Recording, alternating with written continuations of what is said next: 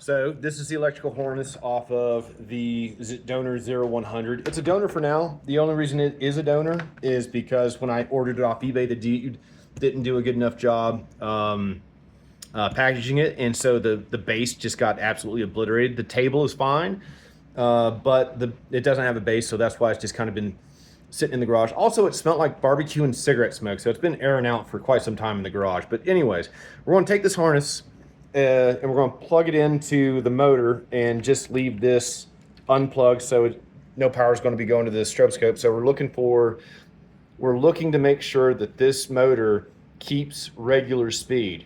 The problem we're trying to solve is it does okay for about 10 to 15 seconds at 33 and 45, and it's like within that, it's around there, but then it loses its, I guess you'd call it a lock, and then it goes into like 75 and 54. So super, super fast.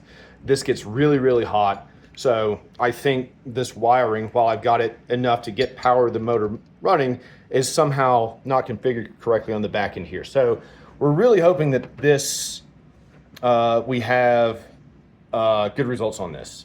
We've got the wiring hooked up. I couldn't record anything because I forgot I didn't have the stroboscope hooked up. I still have the donor stroboscope because I just wanted to see if the motor was going to take off. And I held this power button down. You still have to turn it on. I forget it's like mechanical. There for a second, I was like, had it on 45, and I was like pushing this. I'm like, why isn't it spinning? And you still have to engage. Yeah, still have to turn that on so the idler wheel engages with the motor pulley.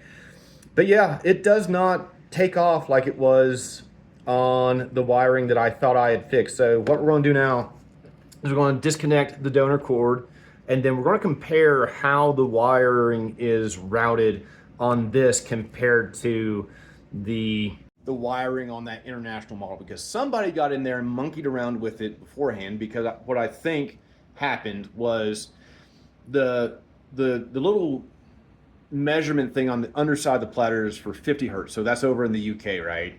So they probably replaced the motor pulley because it's the 60 hertz pulley, turned that on, saw that they could not get the correct speed, went in there and monkeyed around with the jumpers, because when I got in there was only one, and it was not set up for 60 hertz or 50 hertz for that matter.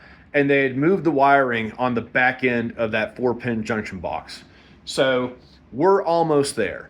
The only reason I'm not keeping that wiring on the donor wiring on this deck is because I would still like to get that donor table fixed up, get a base for it fixed up, and sell that as well, because there's nothing cosmetically or mechanically other than just needing a basic service. There's my mac and cheese girl right there. I mean, look, she looks so cozy and comfy. Anyways, I'd like to get a base for that, so that way we can get that out, because there's no reason it needs to be a donor table. It just is right now. So this is the back end of the international junction box. So the other side is where you put the the two copper components. So right now, I think all I have to do is swap these two black lines, because here's what's happening. It's largely running in parallel right now. And I think that's just, lesson learned. So the white lines coming in are from, the power box comes in. So jumper hits, comes in, yellow to the light, to that coil, back out to the light, and then jumps over. Hold on, we lost it. There we go. Let's follow that line. And then the return line on that jumps into the other post. So I think these black lines need to be split, because I've got both coils kind of split, because this other white line is the other, one, piece from the junction box.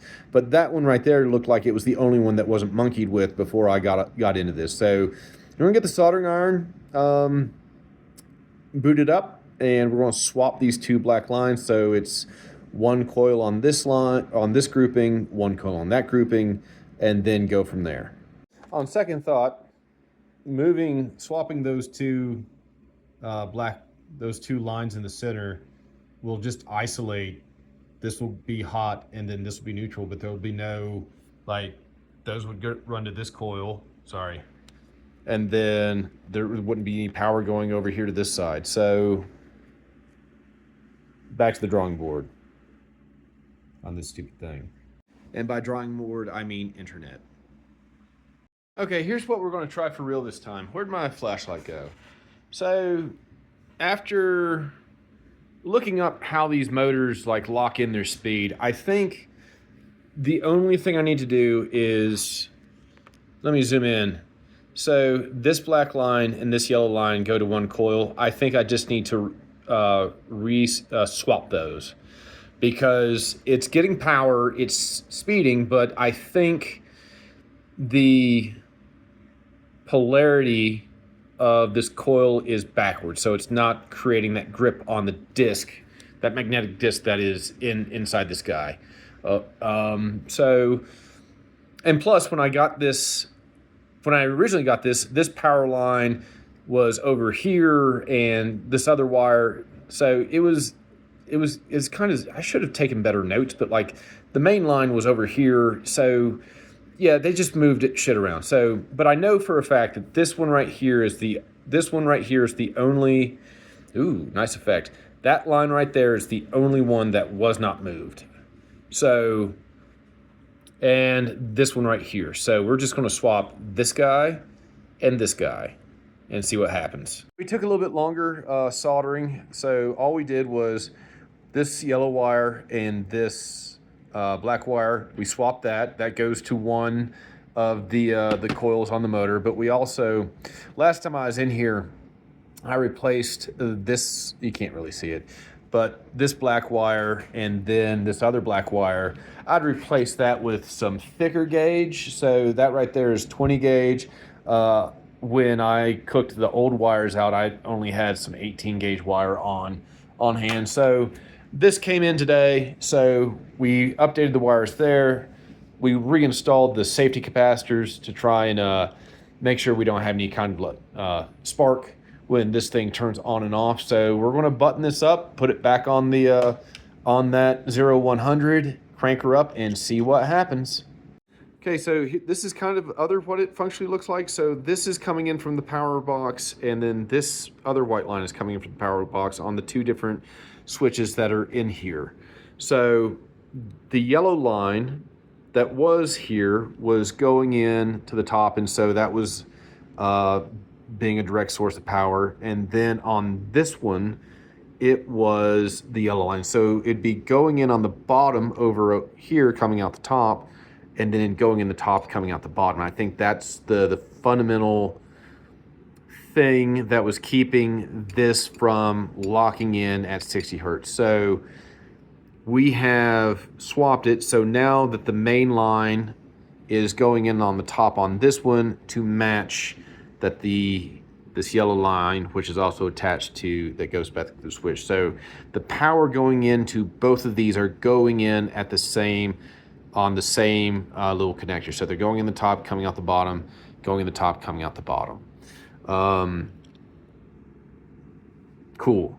We got it buttoned up. So let's see. Oh.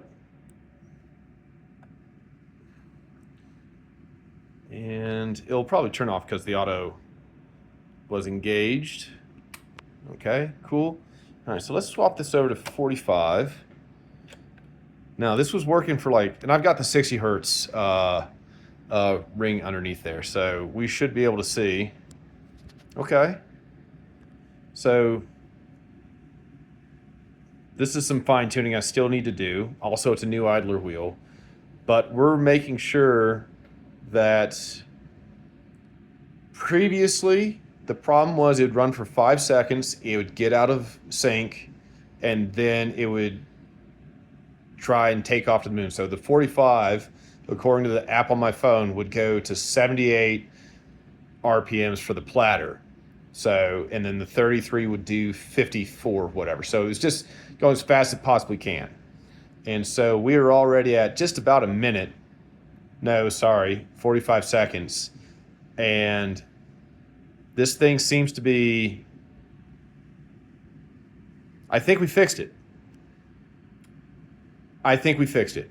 Oh, I say that now, and we're going to run this for a while and make sure that it doesn't revert back to the motor making a funny noise, trying to go as fast as it possibly can.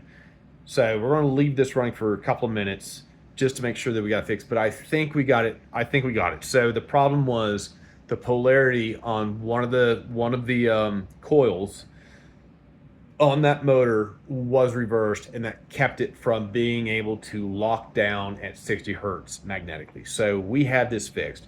We also fixed so this international model is good to go, at least the wiring, assuming that it's fixed, that's good to go, to where if you wanted to take this across the pond, all you'd have to do is move those metal jumpers over to the center pins in that junction box and then find the 50 hertz pulley for the motor, and you'll be good to go. So I'm very excited. I'm very pleased. Very hopeful. Oh, the last thing I need to do, not the last thing, I still need to make sure that I didn't accidentally, in all of this movement, and I do need to test the tone arm and make sure that I didn't break any of the grounding wires, or we don't have a channel out, or any of the contact pins. So we're not over the finish line yet, but getting the motor fixed is a major hurdle. Also, I do need to track down, I want this platter to go back to that other Garrard, and I need to replace this. This is the platter. I need to replace this ring with the 60 hertz ring. And so the underside of this is the 60 hertz. So I'm going to take this off, take it to some place that can do a copy, maybe the library. Because this is just a piece of paper that's glued to the underside of this. So we're going to take both of these off, take them to the library, or get them scanned, get them printed, get the 60 printed, put the 60 on this guy, and then I'll put both files online. So cool.